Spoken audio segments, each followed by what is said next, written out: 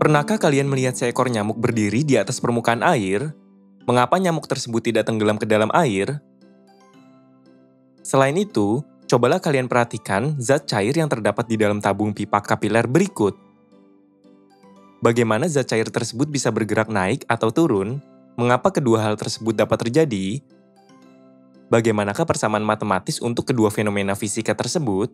Mari kita simak pembahasannya berikut ini.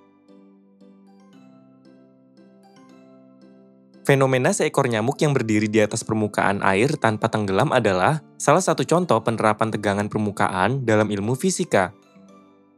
Tegangan permukaan zat cair adalah kecenderungan permukaan zat cair untuk menegang, sehingga permukaannya seperti ditutupi oleh suatu lapisan zat elastis. Mengapa terjadi tegangan permukaan pada zat cair? Mari kita simak penjelasannya berikut ini. Dalam sebuah tabung yang berisi air, terdapat dua partikel, yaitu partikel A dan partikel B.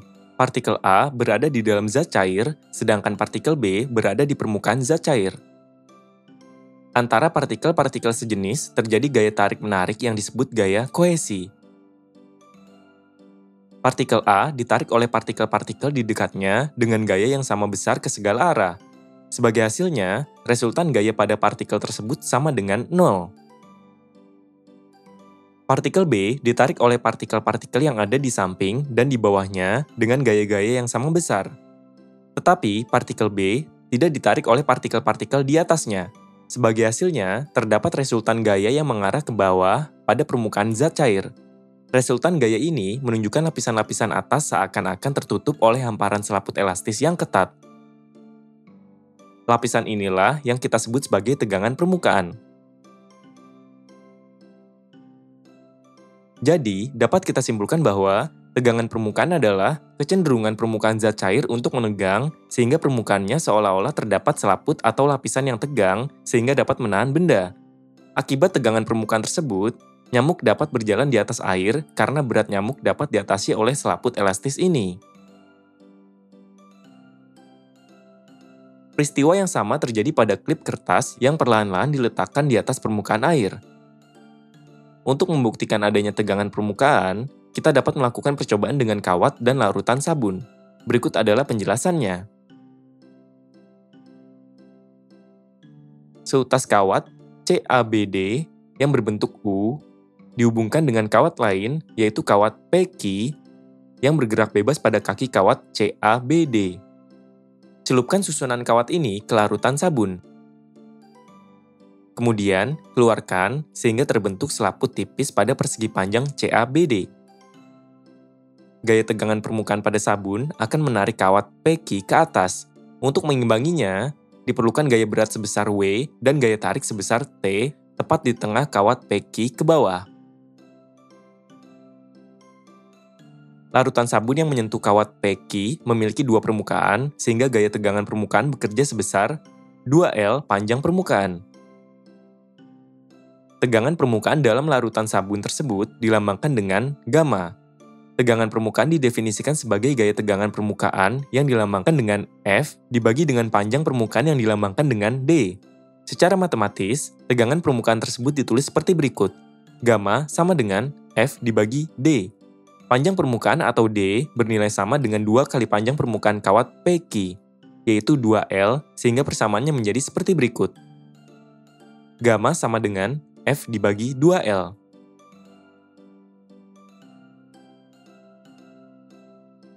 Dari persamaan tersebut, dapat kita katakan bahwa gaya adalah faktor yang memengaruhi besarnya tegangan permukaan. Makin besar gaya yang diberikan pada permukaan, makin besar tegangan permukaan yang dihasilkan. Selain gaya, besarnya tegangan permukaan juga dipengaruhi oleh beberapa faktor lain, antara lain massa jenis, kerapatan partikel, zat terlarut, dan suhu. Massa jenis. Makin besar massa jenisnya, makin rapat muatan-muatan atau partikel-partikel dari cairan tersebut. Kerapatan partikel. Kerapatan partikel menyebabkan makin besarnya gaya yang diperlukan untuk memecahkan permukaan cairan tersebut. Zat terlarut. Penambahan zat terlarut dalam suatu cairan akan meningkatkan kekentalan larutan sehingga tegangan permukaan akan bertambah besar. Suhu.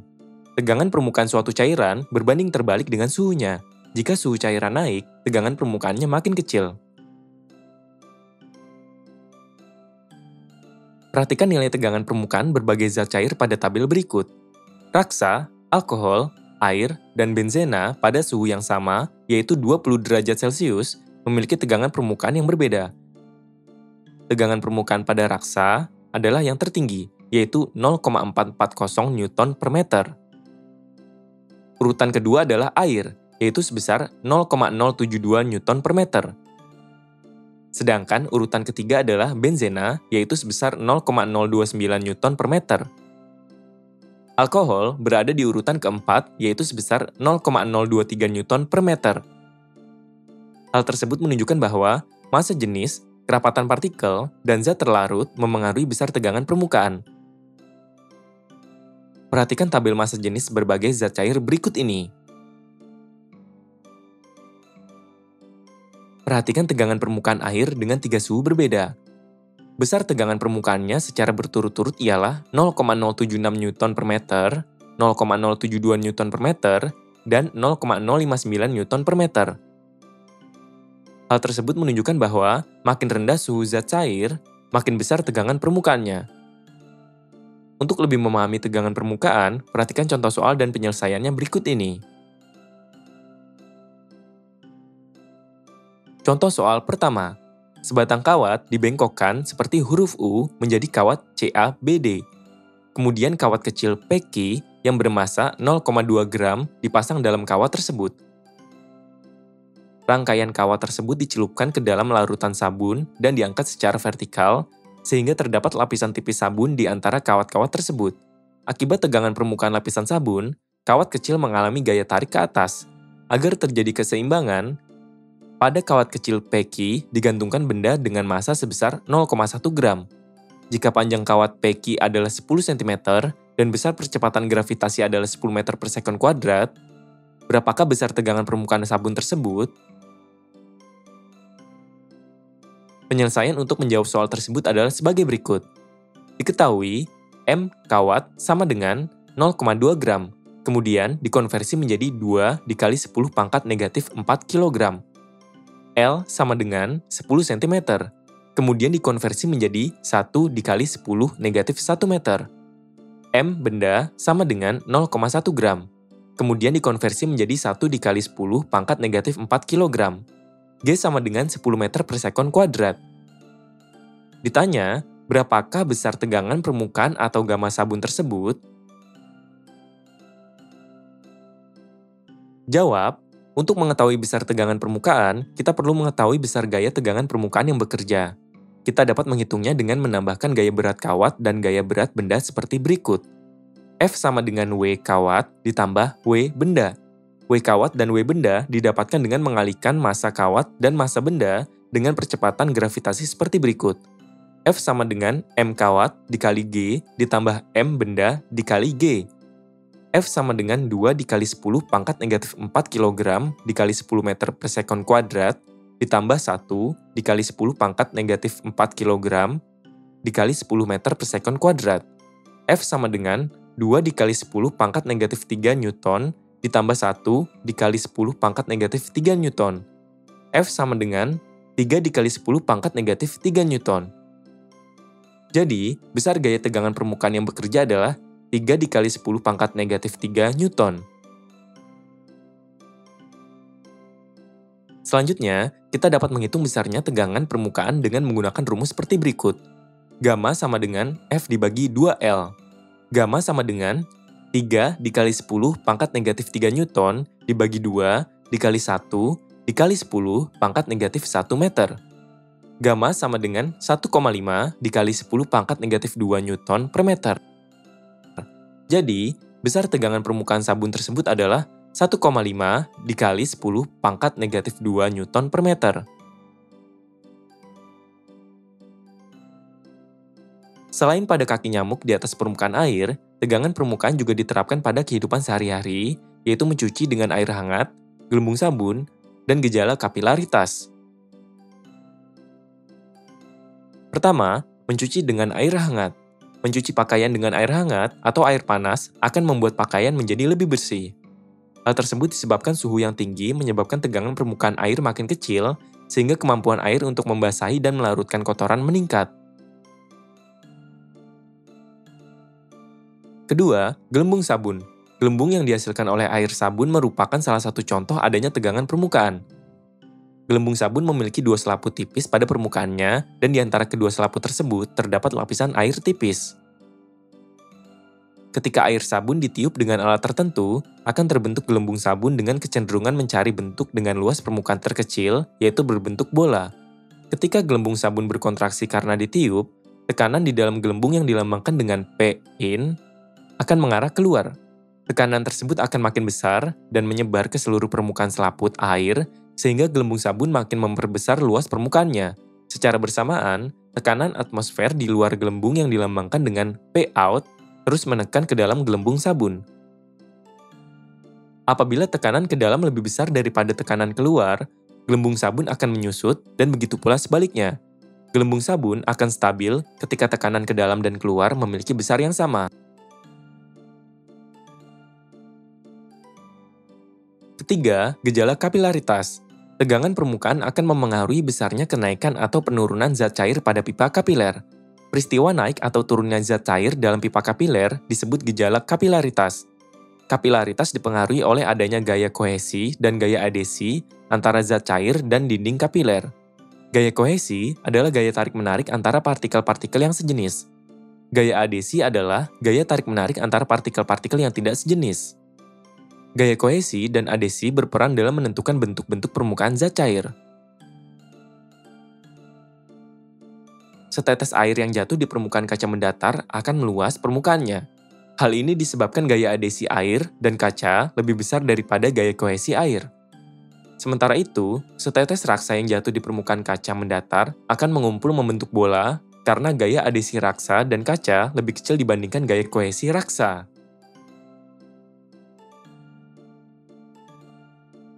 Permukaan zat cair dalam tabung tidak mendatar, tetapi sedikit melengkung. Gejala melengkungnya permukaan zat cair di dalam tabung disebut meniskus. Ada dua macam meniskus, yaitu meniskus cekung dan meniskus cembung.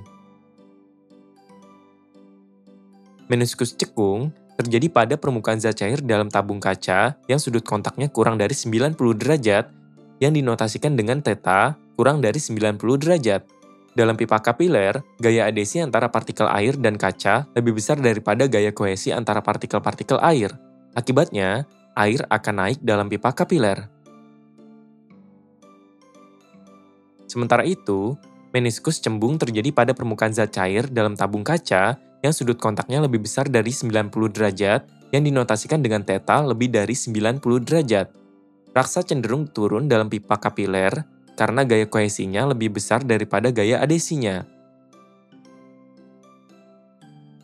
Sesuai dengan hukum ketiga Newton tentang aksi reaksi, pipa akan melakukan gaya yang sama besar pada zat cair, tetapi dalam arah yang berlawanan. Gaya inilah yang menyebabkan air naik, sedangkan raksa turun.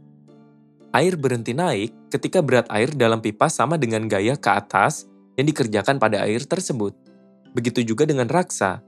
Raksa akan berhenti turun ketika berat raksa dalam pipa sama dengan gaya ke bawah yang dikerjakan pada raksa tersebut. Hal tersebut dapat kita tuliskan ke dalam persamaan seperti berikut. W sama dengan F. Persamaan ini akan kita sebut sebagai persamaan 1. Massa jenis zat cair disimbolkan dengan ρ. Tegangan permukaan disimbolkan dengan gamma. Sudut kontak disimbolkan dengan θ. Naik turunnya zat cair disimbolkan dengan H. Dan jari-jari pipa kapiler disimbolkan dengan R. Gaya berat zat cair dapat ditentukan dengan persamaan-persamaan sebagai berikut. Gaya berat zat cair dapat dihasilkan dari massa zat cair dikali dengan percepatan gravitasi atau W sama dengan M dikali G. Besarnya massa sama dengan massa jenis dikali dengan volume, sehingga persamaannya menjadi seperti berikut. W sama dengan ρ dikali V dikali G. Pipa kapiler berbentuk tabung sehingga volume zat cair dapat dihitung dengan rumus Pi dikali R kuadrat dikali H, sehingga persamaannya menjadi seperti berikut. W sama dengan ρ dikali Pi dikali R kuadrat dikali H dikali G. Persamaan ini akan kita sebut sebagai persamaan 2. Selanjutnya, komponen gaya ke atas atau ke bawah dalam zat cair berkaitan dengan tegangan permukaan yang bekerja sepanjang keliling permukaan pipa kapiler. Dengan demikian, gaya atau F dapat dihitung dengan mengalihkan komponen tegangan permukaan vertikal, yaitu gamma dikali kosinus theta, dengan keliling permukaan dalam pipa kapiler yang berbentuk lingkaran, yaitu 2 dikali pi dikali R. Persamaannya dapat kita tuliskan seperti berikut. F sama dengan gamma dikali kosinus theta dikali 2 dikali pi dikali R. Persamaan tersebut dapat kita tulis seperti berikut. F sama dengan 2 dikali pi dikali R dikali gamma dikali kosinus theta. Persamaan ini akan kita sebut sebagai persamaan 3. Kita substitusikan persamaan 2 dan persamaan 3 ke dalam persamaan 1, sehingga kita akan mendapatkan persamaan baru seperti berikut. Rho dikali pi dikali R kuadrat dikali H dikali G sama dengan 2 dikali pi dikali R dikali gamma dikali kosinus theta. Untuk mendapatkan persamaan tinggi dari kenaikan air atau penurunan raksa dalam pipa kapiler, kita pindah ruaskan Rho dikali pi dikali R kuadrat dikali G ke ruas kanan, sehingga persamaannya menjadi seperti berikut.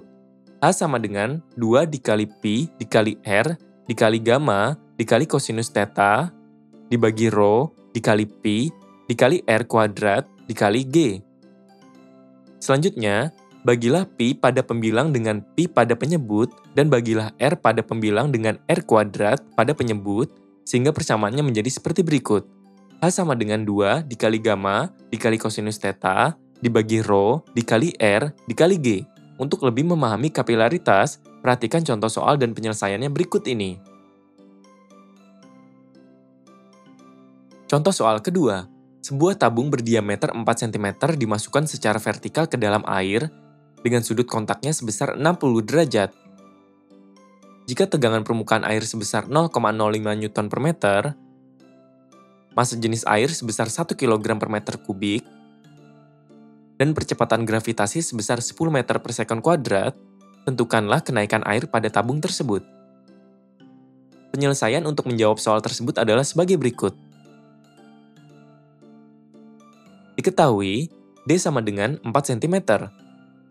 R sama dengan D dibagi 2, sama dengan 4 cm dibagi 2, sama dengan 2 cm, kemudian dikonversi menjadi 0,02 meter. Theta sama dengan 60 derajat. Gamma sama dengan 0,05 Newton per meter. Rho sama dengan 1 kg per meter kubik. G sama dengan 10 meter per sekon kuadrat. Ditanya, berapakah kenaikan air pada tabung atau H? Jawab, H sama dengan 2 dikali gamma dikali kosinus theta dibagi Rho dikali R dikali G. H sama dengan 2 dikali 0,05 Newton per meter dikali kosinus 60 derajat dibagi 1 kg per meter kubik dikali 0,02 meter dikali 10 meter per sekon kuadrat. H sama dengan 2 dikali 0,05 Newton per meter dikali 0,5 dibagi 1 kg per meter kubik dikali 0,02 meter dikali 10 meter per sekon kuadrat. Hasilnya adalah 0,25 meter. Jadi, kenaikan air pada tabung tersebut adalah 0,25 meter. Gejala kapilaritas pada pipa kapiler dalam kehidupan sehari-hari dapat ditemukan pada 3 fenomena berikut ini. Pertama, naiknya air tanah melalui akar pada pembuluh-pembuluh tumbuhan.